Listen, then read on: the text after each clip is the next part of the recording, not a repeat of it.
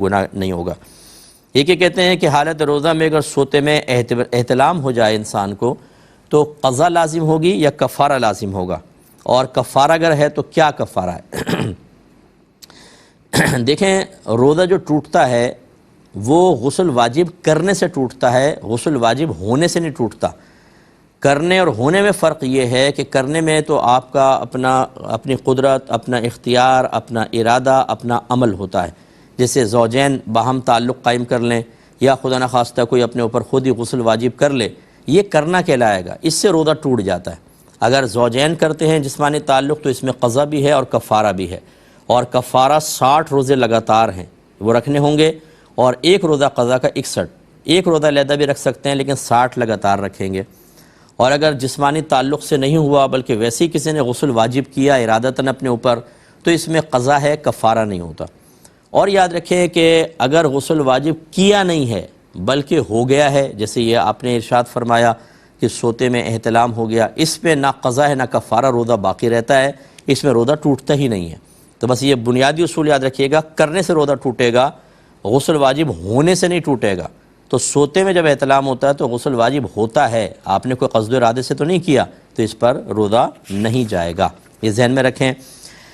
ایک کویسچن ہی کیا تھا کہ یہ جو ہم کہتے ہیں کہ بھائی بڑے مبارک ہو، اس کا مطلب کیا ہوتا ہے؟ اس کا مطلب یہ ہوتا ہے کہ ہم یہ کہہ رہے ہیں کہ اللہ تعالیٰ آپ کو اس میں برکت عطا فرمائے۔ مبارک، برکت دیا ہوا، یہ اس میں مفعول کا صیغہ ہے، تو ہم یہ دعائیہ جملہ کہتے ہیں بھائی مبارک ہو، یعنی اللہ آپ کو اس میں مزید برکت عطا فرمائے۔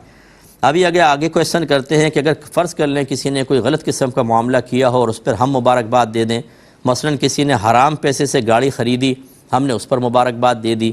کوئی ناجائز شرط جیتا اور ہم نے اس پہ مبارکباد دے دی، تو کیا حکم شرع ہوگا؟ دیکھیں، ایسے افعال جو حرام اور گناہ کبیرہ ہوتے ہیں، اور خاص طور پہ وہ افعال کہ جو بالکل قرآن کی واضح آیات سے ان کا حرام ہونا ثابت ہوتا ہے، جن کو حرام قطعی کہتے ہیں، ان پر مبارکباد دینے میں تو ایمان کا خطرہ ہے۔ مثلا کوئی جوئے میں جیت گیا، ہم نے کہا مبارک ہو، معاذ اللہ ثم معاذ اللہ، جوا تو حرام اور گناہ کبیرہ، نص قطعی سے حرمت ثابت، اس پر مبارکباد دینے کا مطلب ہم یہ کہہ رہے ہیں جوئے میں برکت ہو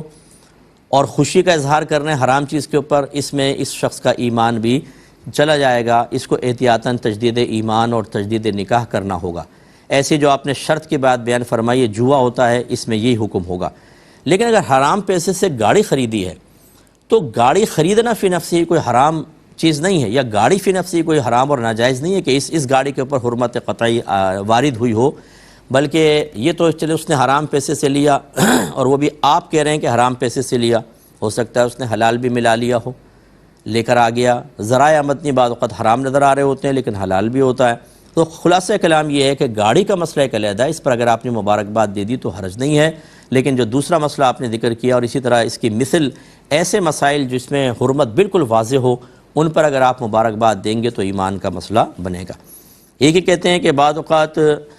لڑکی کے رشتے کے لیے جیسے لوگ آتے ہیں تو وہ کہتے ہیں کہ جی لڑکی کی تصویر ہمیں پرنٹ کروا کر دے دیں، تو رشتے کے لیے اس طرح دینا کیسا ہے؟ یا یہ آپا باجیاں جو ہوتی ہیں نا، یہ رشتے کرواتی ہیں تو تصویر لیتی ہیں۔ دیکھیں، رشتے کے لیے تصویر کو پرنٹ کروانا شرعاً جائز نہیں ہے، کیونکہ پازیٹیو نکالنا تصویر کا یہ حرام ہے اور بلا بہت ہی سخت ضرورت کے علاوہ جائز نہیں ہے۔ تو اب اس کا متبادل چونکہ آ گیا، اب تو یہ بھی بالکل ہم کہیں گے جائز نہیں ہے، ڈیجیٹل فارم میں سب چیزیں آ گئی ہیں، آپ کیمرے سے پکچر لے لیں، یعنی کیمرے کے اندر لے لیں، موبائل سے لیں، موبائل سے اس کو ان کو واٹس ایپ کر دیں یا کسی ذریعے سے میل وغیرہ کر دیں، لیکن اب اس طریقے سے پرنٹ آؤٹ نکلوانا رشتے کے لیے شرعاً جائز نہیں ہے۔ جو رشتہ کروانے والے ان کو بھی چاہیے اب وہ دقیانوسی سسٹم البم کا ختم کریں، اب کمپیوٹر کے اوپر آ جائیں اور وہاں پر پکچر ہی سب کو دکھایا کریں، یہ شرعاً صحیح ہو جائے گا۔ ایک انہوں نے پوچھا ہے کہ اگر ہم کوئی سری نماز پڑھ رہے ہیں،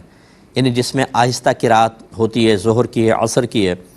اور اس میں شرعی مسئلہ جیسے ہم بیان کرتے ہیں وہ یہ پوچھنا چاہ رہے ہیں کہ اتنی آواز ضروری ہوتی ہے اس میں بھی کہ اپنے کان اپنی آواز کو سنیں، لیکن وہ کہتے ہیں کہ اگر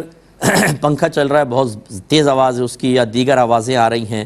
تو کیا ہم اپنے کانوں تک پہنچانے کے لیے آواز کو تھوڑا سا بلند کر سکتے ہیں؟ دیکھیں، اچھی طرح یاد رکھیں کہ سری نماز میں بھی اتنی قرات لازم ہے کہ آپ کی آواز اپنے کانوں تک پہنچے، یہ ہے شرعی مسئلہ،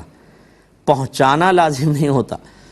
ٹھیک ہے نا. اس کا مطلب کیا ہے کہ اگر کوئی آوازیں ہیں، آپ کسی فیکٹری میں کام کر رہے ہیں، مشینیں چل رہی ہیں، تو کیا آپ چیخ چیخ کے کانوں تک پہنچائیں گے؟ نہیں. بس اتنا ہونا چاہیے کہ اگر اب یہ مشین بند ہو جائے، ابھی یہ پنکھا بند ہو، ابھی آوازیں ختم ہو جائیں، تو آپ کے کان بآسانی آپ کی آواز کو سن رہے ہوں. بس اتنی آواز رکھنی ہوتی ہے، اس سے زیادہ نہیں. بلکہ اگر آپ نے پنکھے کی وجہ سے آواز کو بلند کیا